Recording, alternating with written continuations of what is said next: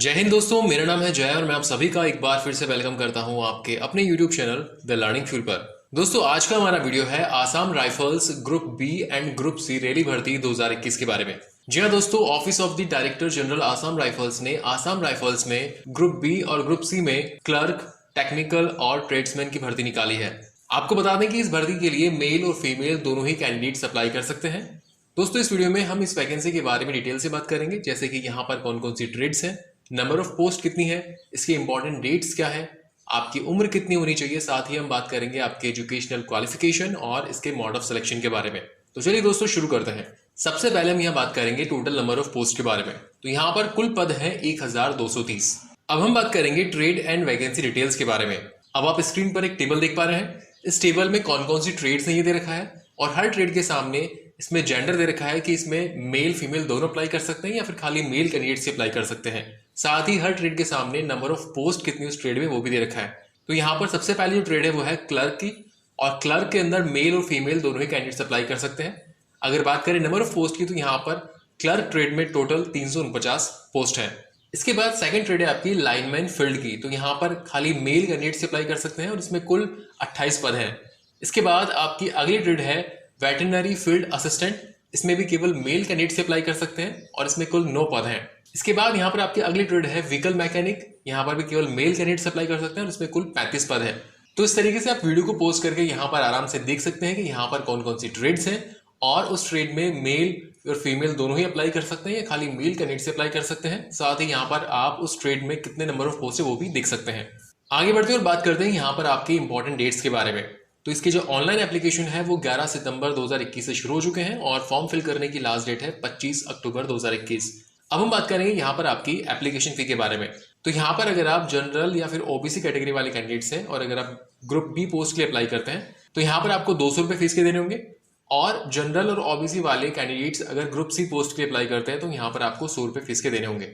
इसके अलावा वो कैंडिडेट्स जो कि SC ST से बिलोंग करते हैं, साथ ही वो कैंडिडेट्स जो कि एक्स सर्विसमैन है और फीमेल कैंडिडेट्स जो कि किसी भी कैटेगरी से क्यों ना हो, तो यहाँ पर आपको कोई फीस नहीं देनी है।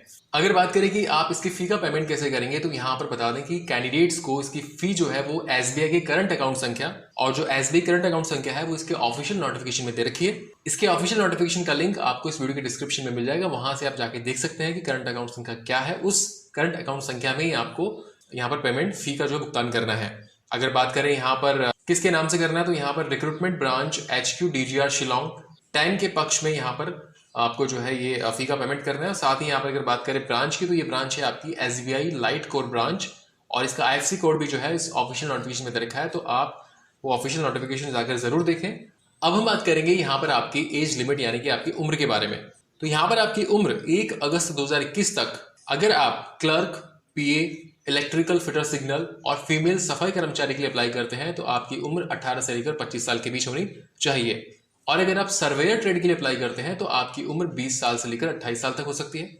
और अगर आप फार्मासिस्ट ट्रेड के लिए अप्लाई करते हैं तो ये इस कंडीशन में आपकी उम्र 20 से लेकर 25 साल के बीच होनी जरूरी है। और अगर आप वेटनरी फील्ड असिस्टेंट ट्रेड के लिए अप्लाई करते हैं तो आपकी उम्र 21 साल से लेकर 23 साल के बीच होनी चाहिए। और इन ट्रेड्स के अलावा अगर आप किसी भी अदर ट्रेड के लिए अप्लाई करते हैं तो आपकी उम्र 18 से लेकर 23 साल के बीच होनी जरूरी है। अब हम बात करेंगे यहाँ पर आपको उम्र में मिलने वाली छूट के बारे में।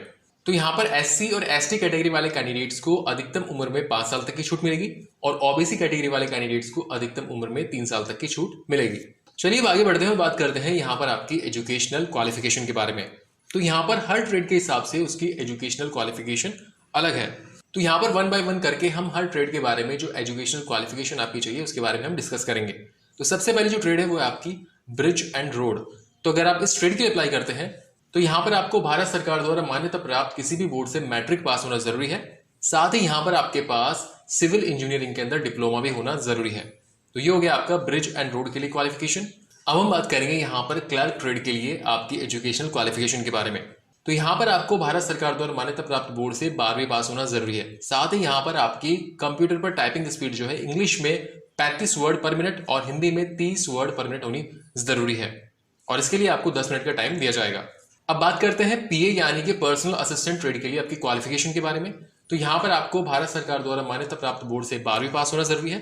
साथ ही यहाँ पर आपकी कंप्यूटर स्किल्स के अंदर श्रुत लेख में 10 मिनट तक प्रति मिनट 80 शब्द प्लस प्रतिलेखन समय में कंप्यूटर पर अंग्रेजी में 50 मिनट और हिंदी में 65 मिनट। ये आपकी कंप्यूटर स्किल्स भी होनी जरूरी है। अब बात करते हैं इलेक्ट्रिकल फिटर सिग्नल पोस्ट के लिए यानी कि ट्रेड के लिए आपकी क्वालिफिकेशन के बारे में। तो यहाँ पर जस्ट सिंपली आपको भारत सरकार द्वारा मान्यता प्राप्त बोर्ड से 10वीं पास होना जरूरी है। अब बात करते हैं लाइनमैन फील्ड के लिए आपकी क्वालिफिकेशन के बारे में। तो यहाँ पर आपको 10th पास होना जरूरी है, साथ ही साथ आपके पास इलेक्ट्रीशियन ट्रेड के अंदर ITI भी होना जरूरी है। अब बात करते हैं इंजीनियर इक्विपमेंट मैकेनिक ट्रेड के लिए क्वालिफिकेशन के बारे में। तो यहाँ पर आपको 10th पास होना जरूरी है, साथ ही साथ आपके पास इंजीनियरिंग इक्विपमेंट मैकेनिक के अंदर ITI भी होना जरूरी है। अगर बात करें इलेक्ट्रीशियन मैकेनिक व्हीकल ट्रेड के बारे में क्वालिफिकेशन के बारे में, तो यहाँ पर भी आपको 10th पास प्लस आपके पास मोटर मैकेनिक के अंदर ITI होना जरूरी है। अगर बात करें इंस्ट्रूमेंट रिपेयर मैकेनिक के लिए आपकी क्वालिफिकेशन के बारे में, तो यहाँ पर आपको भारत सरकार द्वारा मान्यता प्राप्त बोर्ड से 12th पास होना जरूरी है, साथ ही साथ आपके पास इंस्ट्रूमेंटेशन के अंदर ITI भी होना जरूरी है। अब बात करते हैं व्हीकल मैकेनिक ट्रेड के लिए क्वालिफिकेशन के बारे में। तो यहाँ पर आपको 10th पास होना चाहिए, साथ ही साथ आपके पास व्हीकल मैकेनिक के अंदर ITI भी होना जरूरी है।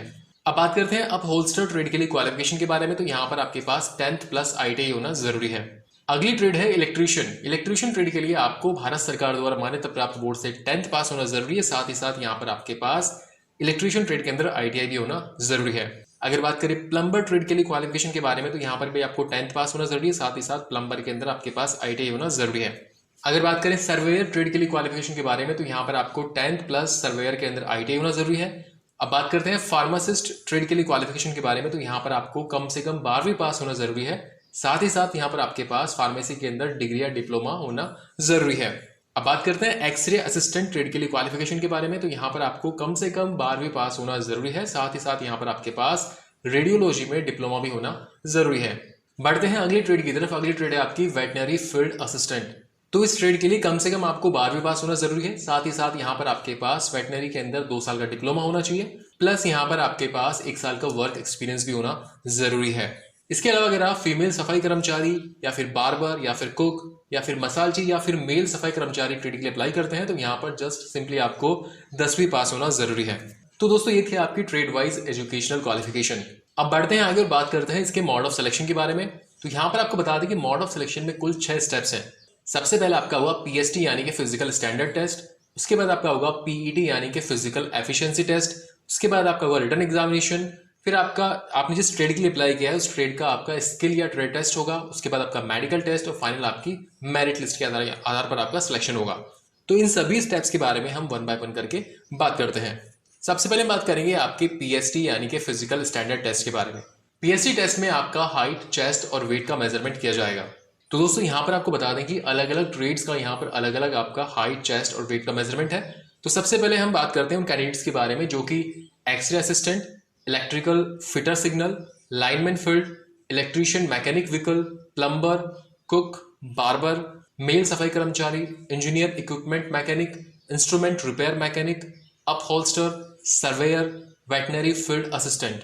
तो हमने जो अभी जो पोस्ट बताई है आपको, जो अलग अलग ट्रेड्स बताई हैं, उन ट्रेड्स में से आप किसी भी ट्रेड के लिए अप्लाई करते हैं तो हम जो आगे बताने जा रहे हैं वो यहाँ पर आपका हाइट, चेस्ट और वेट का मेजरमेंट होगा। तो यहाँ पर स्क्रीन पर अब आप एक टेबल देख पा रहे हैं। तो इस टेबल में सबसे पहले आपकी बात करते हैं हाइट के बारे में। तो यहाँ पर आपकी हाइट जो है वो कम से कम 170 सेंटीमीटर होना जरूरी है। अगर बात करें यहाँ पर चेस्ट की, तो आपको बता दें कि चेस्ट का मेजरमेंट केवल मेल कैंडिडेट्स का होगा। तो यहाँ पर आपका चेस्ट बिना फुलाए 80 सेंटीमीटर होना जरूरी है और उसमें कम से कम 5 सेंटीमीटर फुलाव के साथ वो 85 सेंटीमीटर तक होना जरूरी है। यानी कि नॉर्मल चेस्ट आपका 80 सेंटीमीटर और उसमें कम से कम 5 सेंटीमीटर तक का फुलाव भी होना जरूरी है। अगर बात करें यहाँ पर हाइट और चेस्ट में मिलने वाली छूट के बारे में, तो वो कैंडिडेट्स जो कि गढ़वाली, कुमाऊनी, गोरखा, डोगरा, मराठा कैटेगरी के अंदर आते हैं और साथ ही साथ वो कैंडिडेट्स जो कि आसाम, नागालैंड, मणिपुर, मिजोरम, त्रिपुरा, अरुणाचल प्रदेश, मेघालय, हिमाचल प्रदेश, कश्मीर और लेह लद्दाख डिवीजन से आते हैं, तो ऐसे कैंडिडेट्स को जो हाइट है वो कम से कम 165 सेंटीमीटर होनी जरूरी है और चेस्ट जो है वो बिना फुलाए 78 सेंटीमीटर और उसमें 5 सेंटीमीटर के फुलाव के साथ 83 सेंटीमीटर तक होना जरूरी है। और अगर बात करें SC और ST कैटेगरी वाले कैंडिडेट्स की हाइट और चेस्ट के बारे में, तो यहाँ पर SC और ST कैटेगरी वाले कैंडिडेट्स उनकी हाइट कम से कम 162.5 सेंटीमीटर होनी जरूरी है। अगर बात करें चेस्ट की, तो चेस्ट बिना फुलाए 76 सेंटीमीटर और उसमें कम से कम 5 सेंटीमीटर फुलाव के साथ 81 सेंटीमीटर तक होना जरूरी है। और अगर बात करें यहाँ पर आपके वेट की, तो आपका वेट जो है वो आपकी हाइट और आपकी एज के अकॉर्डिंग होना जरूरी है। सो फ्रेंड्स, यहाँ पर हमने जो आपको पहले अलग अलग ट्रेड्स बताई थी, उन ट्रेड्स के लिए यहाँ पर ये हाइट और चेस्ट का मेजरमेंट रहेगा।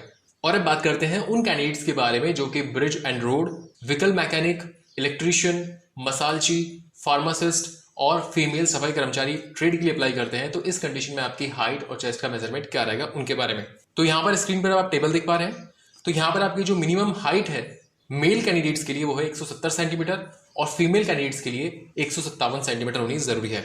और अगर बात करें चेस्ट के मेजरमेंट के बारे में जो कि केवल मेल कैंडिडेट्स का होगा, तो यहाँ पर आपका चेस्ट बिना फुलाए 80 सेंटीमीटर और उसमें 5 सेंटीमीटर फुलाव के साथ 85 सेंटीमीटर तक होना जरूरी है। अब बात करते हैं कि यहाँ पर कौन सी कैटेगरी वाले कैंडिडेट्स को हाइट और चेस्ट के मेजरमेंट में छूट मिलेगी। तो यहाँ पर वो कैंडिडेट्स जो कि गढ़वालीज, कुमाऊनीज, गोरखा, डोगरा, मराठा, हिमाचल प्रदेश, सिक्किम, लेह लद्दाख, कश्मीर वैली और साथ ही नॉर्दर्न स्टेट से बिलोंग करने वाले कैंडिडेट्स की जो हाइट है, जो मेल कैंडिडेट्स की हाइट है वो कम से कम 165 सेंटीमीटर और फीमेल कैंडिडेट्स की हाइट कम से कम 155 सेंटीमीटर होनी जरूरी है। अगर बात करें चेस्ट के मेजरमेंट के बारे में, तो ऐसे कैंडिडेट्स की जो चेस्ट है वो बिना फुलाए 78 सेंटीमीटर और उसमें 5 सेंटीमीटर फुलाव के साथ 83 सेंटीमीटर तक होना जरूरी है। और अगर बात करें एससी और एसटी कैटेगरी वाले कैंडिडेट्स की हाइट और चेस्ट के बारे में, तो यहाँ पर वो कैंडिडेट जो कि मेल कैंडिडेट्स हैं और एससी एसटी से बिलोंग करते हैं, तो यहाँ पर आपकी हाइट कम से कम 162.5 सेंटीमीटर होना जरूरी है। और वो फीमेल कैंडिडेट जो कि एसटी और एससी से बिलोंग करती है, तो यहाँ पर आपकी हाइट 150 सेंटीमीटर होना जरूरी है।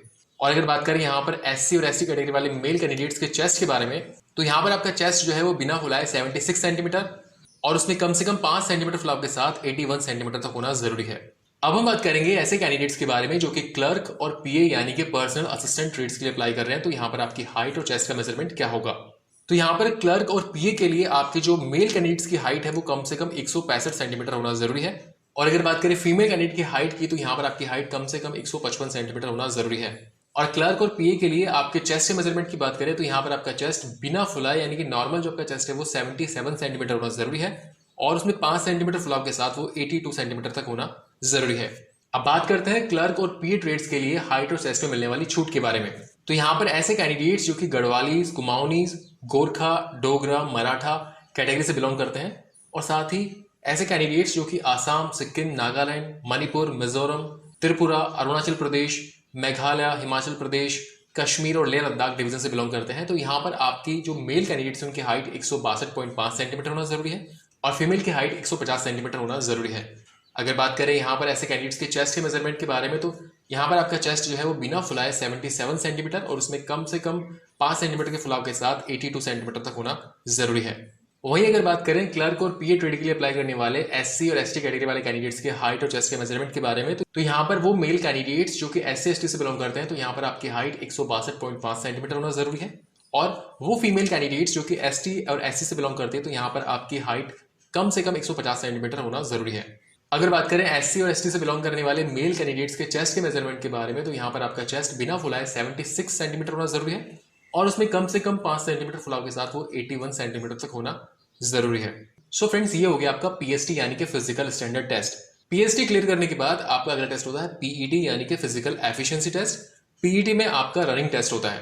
तो पहले हम बात करेंगे मेल कैंडिडेट्स के रनिंग टेस्ट के बारे में। तो यहाँ पर वो सभी मेल कैंडिडेट्स जो कि लद्दाख रीजन से बिलोंग नहीं करते हैं, उनको यहाँ पर 5 किलोमीटर की रनिंग पूरी करनी होगी। इसके लिए आपको 24 मिनट का टाइम दिया जाएगा।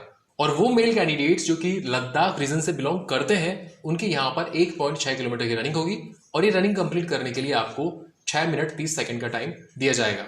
अब बात करते हैं फीमेल कैंडिडेट्स की रनिंग के बारे में। तो वो सभी फीमेल कैंडिडेट्स जो कि लद्दाख रीजन से बिलोंग नहीं करती है, तो यहाँ पर आपकी रनिंग जो है वो 1.6 किलोमीटर की होगी और ये रनिंग कंप्लीट करने के लिए आपको 8.5 मिनट का टाइम दिया जाएगा। और वो फीमेल कैंडिडेट्स जो कि लद्दाख रीजन से बिलोंग करती है, तो यहाँ पर आपकी रनिंग होगी 800 मीटर की और ये रनिंग कंप्लीट करने के लिए आपको 4 मिनट का टाइम दिया जाएगा। तो ये हो गया आपका पीईटी यानी कि physical efficiency test. Model selection में पीईटी यानी कि रनिंग कंप्लीट करने के बाद आपका अगला टेस्ट होता है रिटन एग्जामिनेशन का। तो यहाँ पर आपका 100 नंबर का रिटन एग्जामिनेशन होता है और इसमें जनरल और ईडब्ल्यूएस कैटेगरी वाले कैंडिडेट्स को 35% मार्क्स लाने जरूरी होते हैं पास होने के लिए। वहीं एससी, एसटी और ओबीसी कैटेगरी वाले कैंडिडेट्स को मिनिमम 33% मार्क्स लाने जरूरी है। दोस्तों, इसके अलावा यहाँ पर आपको बता दें कि जिन कैंडिडेट्स के पास एनसीसी का सी सर्टिफिकेट है, उनको 5 मार्क्स जो है बोनस के रूप में दिए जाते हैं। वहीं जिनके पास एनसीसी का बी सर्टिफिकेट है, उनको 3 मार्क्स दिए जाते हैं और वो कैंडिडेट्स जिनके पास एनसीसी का ए सर्टिफिकेट है, उनको 2 मार्क्स बोनस के रूप में दिए जाते हैं। लेकिन दोस्तों ध्यान रहे कि जब आप वहां पर जाएं तो आपके पास जो भी एनसीसी का सर्टिफिकेट है, चाहे वो ए हो, चाहे बी हो या फिर सी हो, आपके पास होना जरूरी है। तो इस तरीके से ये मॉडल सिलेक्शन में आपका हो गया रिटन एग्जामिनेशन। मॉडल सिलेक्शन में रिटन एग्जामिनेशन क्लियर करने के बाद आपका अगला टेस्ट होता है ट्रेड या फिर आपका स्किल टेस्ट, यानी कि आप पर्टिकुलर जिस ट्रेड के लिए अप्लाई कर रहे हैं उस ट्रेड का आपका स्किल टेस्ट लिया जाता है। ये टेस्ट क्लियर करने के बाद आपका होता है मेडिकल एग्जामिनेशन, और मेडिकल एग्जामिनेशन क्लियर करने के बाद आपकी फाइनल मेरिट लिस्ट निकलती है, जिसके आधार पर यहाँ पर आपका सिलेक्शन होता है। अब फाइनली बात करेंगे कि आप इसके लिए अप्लाई कैसे कर सकते हैं। तो अप्लाई करने के लिए इसकी ऑफिशियल वेबसाइट का लिंक आपको इस वीडियो के डिस्क्रिप्शन में मिल जाएगा, साथ ही आपको इस वीडियो के डिस्क्रिप्शन में इसके ऑफिशियल नोटिफिकेशन का लिंक भी मिल जाएगा। तो फॉर्म फिल करने से पहले आप वो नोटिफिकेशन एक बार जरूर रीड करें। सो फ्रेंड्स, ये वीडियो था आसाम राइफल्स की group B and group C की भर्ती रैली के बारे में। दोस्तों, उम्मीद करते हैं कि यहाँ पर हमने आपको जो भी इन्फॉर्मेशन दी वो आपको अच्छी लगी होगी। अगर वीडियो अच्छा लगा हो तो इस वीडियो को लाइक और अपने दोस्तों के साथ शेयर जरूर करें, और फ्यूचर में इस चैनल पर इसी तरह के यूजफुल वीडियोस देखने के लिए इस चैनल को सब्सक्राइब करके बेल आइकन जरूर दबाएं। So thank you for watching our video. जय हिंद।